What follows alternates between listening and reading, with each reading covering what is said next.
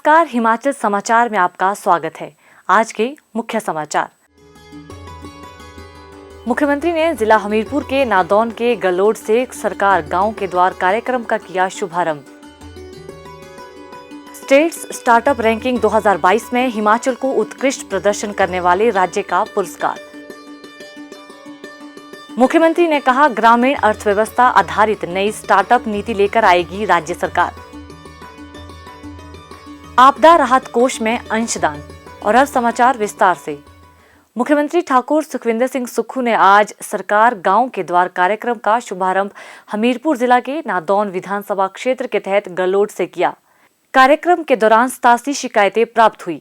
मुख्यमंत्री ने इन सभी शिकायतों को मुख्यमंत्री हेल्पलाइन पर अपलोड करने के निर्देश दिए। मुख्यमंत्री ने कहा कि पूरे प्रदेश में ये कार्यक्रम आयोजित किया जा रहा है ताकि लोगों की समस्याओं का निपटारा उनके घर द्वार पर ही किया जा सके और राज्य सरकार का 1 वर्ष का रिपोर्ट कार्ड लोगों के सामने प्रस्तुत किया जा सके। आज पूरे हिमाचल प्रदेश में सरकार गांव के द्वार कार्यक्रम की शुरुआत हुई है और मैंने अपनी विधानसभा क्षेत्र के गलोड क्षेत्र को चुना। इसके बाद हमारे सभी मंत्री हर विधानसभा क्षेत्र में एक पंचायत में जाकर सरकार गांव के द्वार कार्यक्रम के तहत सरकार की नीतियां, सरकार के कार्यक्रम क्या है, उनसे अवगत करवाएंगे। 1 वर्ष पहले जब कांग्रेस की सरकार बनी और मुझे प्रदेश के मुख्यमंत्री की जिम्मेवारी मिली, मेरे मन में हमेशा से एक विचार आता है, किस तरह हम अपनी सरकार को गांव के द्वार तक पहुंचाएं और इस व्यवस्था को लागू करें कि लोगों की जो आवाज है वो बजट में दिखनी चाहिए। और आने वाले समय में जो बजट आएगा, और हमारी सरकार की ये भी कोशिश है कि गांव की अर्थव्यवस्था को मजबूत किया जाए, तभी हिमाचल प्रदेश की अर्थव्यवस्था मजबूत होगी, क्योंकि 90% हिमाचल प्रदेश की जो जनसंख्या है वो गांव में रहती है। और इस दिशा में जब गांव की अर्थव्यवस्था मजबूत होगी तो हमारी आत्मनिर्भर हिमाचल की जो कल्पना है वो पूर्ण होगी। हमने जब अपना पहला बजट प्रस्तुत किया, उसमें आत्मनिर्भर हिमाचल की आधारशिला रखी। उस आधारशिला को दृष्टिकोण हमने स्पष्ट कर दिया कि 4 साल जो 2027 तक हिमाचल प्रदेश को हम अपने पैरों पर खड़ा करेंगे और अगले 10 वर्ष में 2032 तक हिमाचल प्रदेश हिंदुस्तान का सबसे समृद्धशाली और अमीर राज्य बनेगा। मुख्यमंत्री ने कहा कि पिछली भाजपा सरकार से कर्ज विरासत में मिला है और आज कर्ज को चुकाने के लिए भी कर्ज लेना पड़ रहा है। इस बड़ी चुनौती के बीच राज्य सरकार ने कर्मचारियों से किए वादे को निभाते हुए कैबिनेट की पहली बैठक में पुरानी पेंशन स्कीम बहाल की ताकि उन्हें बुढ़ापे में किसी पर निर्भर न रहना पड़े। उन्होंने कहा कि एनपीएस के 9,000 करोड़ रुपए केंद्र सरकार से वापस करने का अनुरोध किया गया, लेकिन केंद्र सरकार ने अब तक कोई कार्रवाई नहीं की है। उन्होंने कहा कि केंद्र सरकार को पुरानी पेंशन बहाल करना पसंद नहीं आ रहा है। ठाकुर सुखविंदर सिंह सुक्खू ने कहा कि पिछली भाजपा सरकार ने जल विद्युत परियोजनाओं में राज्य के हितों की अनदेखी की और उन्हें हमेशा के लिए प्रोजेक्ट दे दिए। इस मसले पर भी वह केंद्रीय ऊर्जा मंत्री से मिले हैं। उन्होंने कहा कि वर्तमान राज्य सरकार हिमाचल के हितों को किसी भी कीमत पर बेचने नहीं देंगे। उन्होंने कहा कि राज्य सरकार शिक्षा और स्वास्थ्य के क्षेत्र में बड़े बदलाव कर रही है, जो जन सहयोग से ही पूरा हो सकते हैं। उन्होंने कहा कि राज्य सरकार योजनाओं के लिए बजट का प्रावधान करने के बाद ही उन्हें लागू कर रही है। उन्होंने कहा कि राज्य सरकार ने किसानों से दूध खरीद का रेट 32 रुपए प्रति लीटर से बढ़ाकर 38 रुपए कर दिया है तथा आने वाले समय में उन्हें आर्थिक रूप से संपन्न बनाने के लिए एक योजना लाने जा रही है, जिसके लिए उनके साथ चर्चा की जाएगी। मुख्यमंत्री ने कहा कि राज्य सरकार विभिन्न सरकारी विभागों में 20,000 पद भर रही है। इसके साथ साथ स्वरोजगार को बढ़ावा देने के लिए ई टैक्सी तथा सौर ऊर्जा से जुड़ी परियोजनाएं लेकर आ रहे हैं। उन्होंने कहा कि पद की शपथ ग्रहण करने के बाद वे बालिका आश्रम टूटीकंडी गए और उनके दर्द को समझते हुए 4000 अनाथ बच्चों को चिल्ड्रन ऑफ द स्टेट के रूप में अपनाया। मुख्यमंत्री ने कहा कि विधवाओं को घर बनाने के लिए राज्य सरकार 1.5 लाख रुपए की सहायता प्रदान करने जा रही है, जिसके लिए वार्षिक आय 3 लाख रुपए निर्धारित की गई है ताकि उनका शोषण न किया जा सके। उन्होंने कहा कि राज्य सरकार अगले बजट में विशेष बच्चों के लिए स्कूल एवं कॉलेज खोलने का भी प्रावधान करेगी। ठाकुर सुखविंदर सिंह सुक्खू ने कहा कि प्रदेश सरकार प्रत्येक माह के अंतिम 2 दिनों में लंबित राजस्व मामलों के निपटारे के लिए राजस्व लोक अदालत लगा रही है। इसमें अब तक इंतकाल के 65,000 से अधिक तथा तकसीम के 3,500 से अधिक लंबित मामलों का निपटारा किया गया है।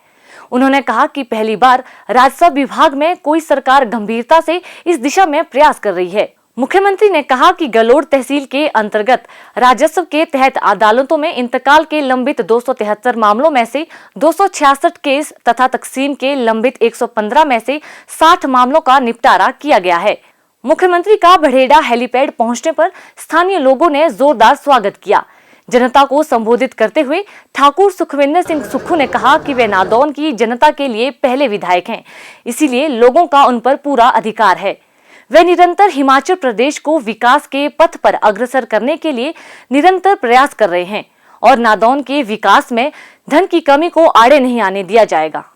मुख्यमंत्री ने नादौन विधानसभा क्षेत्र के तहत 3 करोड़ 43 लाख रुपए की लागत से बनने वाले कापड़ा पुल, 1 करोड़ 35 लाख रुपए की लागत से बनने वाले प्राथमिक स्वास्थ्य केंद्र फाहल तथा 1 करोड़ 10 लाख रुपए की लागत से बनने वाली फाहल कोटलू पेयजल परियोजना की आधारशिला भी रखी।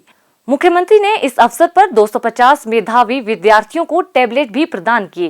कार्यक्रम के दौरान मुख्यमंत्री को ग्राम पंचायत बाड़ी फरनौल ने 1 लाख रुपए और गोइस के पूर्व प्रधान श्री बालक राम ने 50,000 रुपए का चेक आपदा राहत कोष में भेंट किया। सरकार गांव के द्वार कार्यक्रम के तहत राज्य सरकार के मंत्रियों और विधानसभा उपाध्यक्ष ने विभिन्न जिलों में लोगों को जन कल्याणकारी योजनाओं से अवगत करवाया और जन समस्याओं को भी सुना। प्रदेश सरकार के इस कार्यक्रम में लोगों ने बढ़ चढ़कर भाग लिया।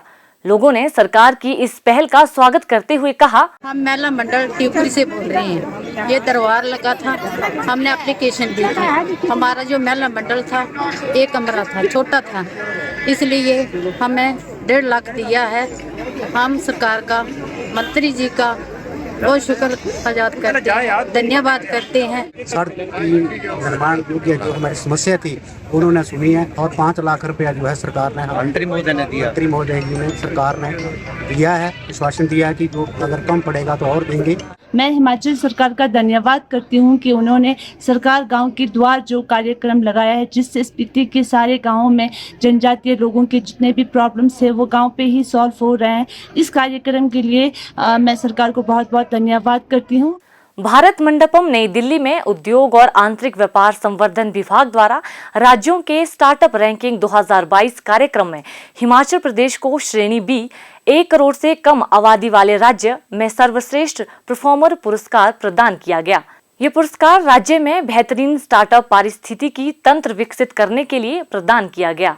मुख्यमंत्री ठाकुर सुखविंदर सिंह सुक्खू ने उद्योग विभाग और स्टार्टअप टीम की सराहना करते हुए कहा कि हिमाचल प्रदेश न केवल देश बल्कि दुनिया भर में बेहतरीन स्टार्टअप पारिस्थितिकी तंत्र उपलब्ध करवाने के लिए प्रयासरत है। प्रदेश में औद्योगिकीकरण की गति बढ़ाने के साथ साथ रोजगार के अवसर सृजित करने के लिए स्टार्टअप को बढ़ावा देने के लिए प्रयास किए जा रहे हैं। इसके तहत सभी हितधारकों के लिए इंटरैक्टिव पोर्टल का निर्माण, उच्च शिक्षा संस्थानों में जागरूकता और पहुंच के लिए प्रभावी तंत्र बनाने तथा स्टार्टअप को प्रदर्शन एवं विपणन के अवसर प्रदान करने के लिए विभिन्न पहल की जा रही है। सर्वश्रेष्ठ परफॉर्मर पुरस्कार के लिए प्रदेश का मूल्यांकन 7 सुधार क्षेत्रों और 27 कार्य बिंदुओं पर किया गया। राज्य को क्षमता निर्माण में अग्रणी funding leader, sustainability promoter, incubation hub, mentorship champion, innovative leader और संस्थागत चैंपियन के रूप में मान्यता दी गई। मुख्यमंत्री ने कहा कि इस वर्ष राज्य सरकार नई स्टार्टअप नीति लेकर आएगी, जिसमें ग्रामीण आधारित स्टार्टअप और महिला नेतृत्व वाले स्टार्टअप के लिए विशेष प्रावधान होंगे। राज्य सरकार भारतीय प्रबंधन संस्थान सिरमौर, अखिल भारतीय आयुर्विज्ञान संस्थान बिलासपुर और डिजिटल प्रौद्योगिकी एवं गवर्नेंस विभाग में नए इंक्यूबेशन केंद्र स्थापित करेगी। हिमाचल प्रदेश प्रति व्यक्ति सबसे अधिक इंक्यूबेटर सेंटर वाले राज्य में से एक है। हिमाचल प्रदेश को हाल ही में भारत सरकार के खाद्य प्रसंस्करण उद्योग मंत्रालय द्वारा आयोजित वर्ल्ड फूड इंडिया कार्यक्रम में उत्कृष्ट प्रदर्शन करने वाले राज्य के रूप में भी चुना गया था। स्टेट स्टार्टअप रैंकिंग कार्यक्रम में उद्योग विभाग हिमाचल प्रदेश को प्रशस्ति प्रमाण पत्र प्रदान किया गया। मुख्यमंत्री ठाकुर सुखविंदर सिंह सुक्खू को मंगलवार को शिमला में धर्मशाला निवासी श्री दीपक खुराना ने आपदा राहत कोष के लिए 7,50,000 रुपए का चेक भेंट किया। मुख्यमंत्री ने अंशदान के लिए आभार व्यक्त करते हुए कहा कि ये अंशदान आपदा प्रभावितों को राहत पहुंचाने में सहायक सिद्ध होगा। हिमाचल समाचार देखने के लिए सब्सक्राइब करें यूट्यूब चैनल हिमाचल समाचार, फॉलो करें x@DPRHP, लाइक करें Facebook page information and public relations department Himachal Pradesh, follow करें इंस्टाग्राम @DIPR हिमाचल, विजिट करें वेबसाइट www.himachalpr.gov.in। इस अंक में इतना ही, कल फिर होगी मुलाकात। दीजिए इजाजत, नमस्कार।